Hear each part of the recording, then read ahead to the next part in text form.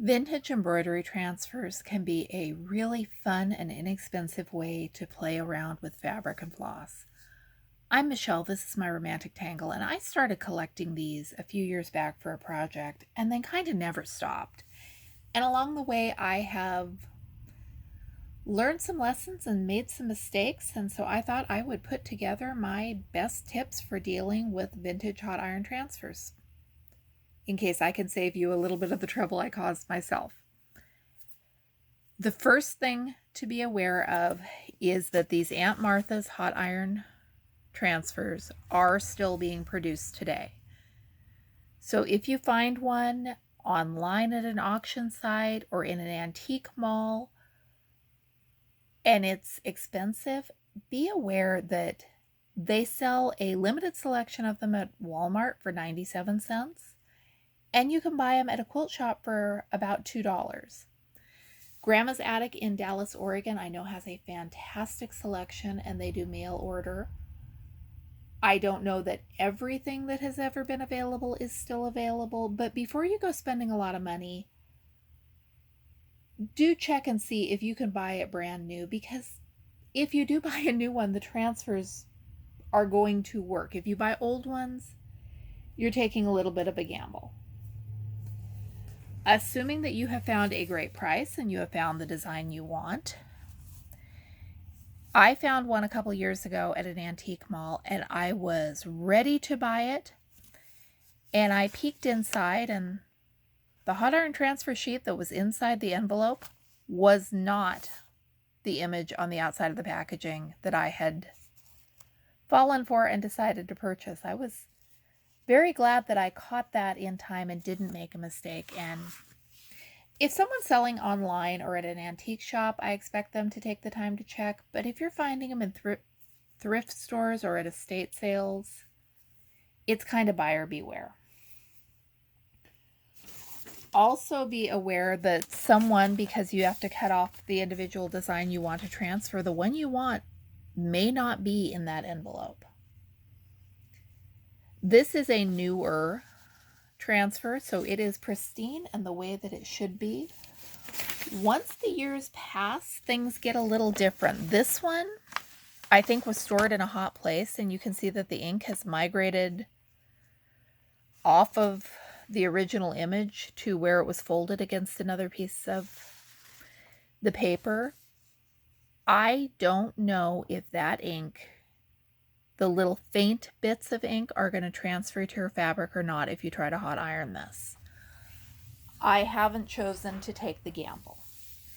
If I have a pattern that is faded or very old or that I suspect might be damaged, I make a photocopy of it and then trace over it with Aunt Martha's hot iron transfer pencils, which what you are doing there is you are creating your own hot iron transfer. And then you don't have to worry about if that transfer is going to work the way that you expect it to and if it might damage your fabric.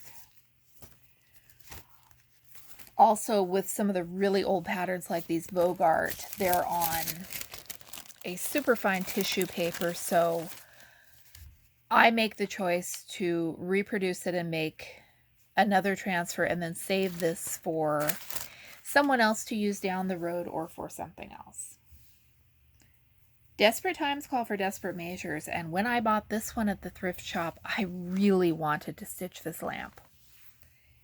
It was something I had to have in my vintage embroidery quilt. But the ink on the sheets had faded to almost nothing. So what I did was I turned my photocopier to the darkest setting possible and made a photocopy that was just good enough for me to see the lines where those X's were supposed to be. I'll insert a copy picture of that here.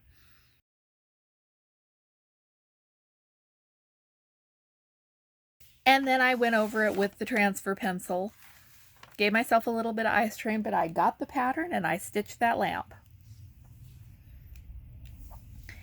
You can tell when you're looking at these, and there is actually a way to date these based on the envelope design I don't really know what it is. I know these are older than this one, which is older than this one.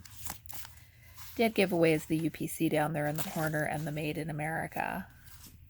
This one is probably a little bit older than that. I think, yeah, this is the one that has a 60-cent price tag on it. So I don't know if that gives you an idea how old it is or not, because you can buy them brand new for 97 cents at the Walmart.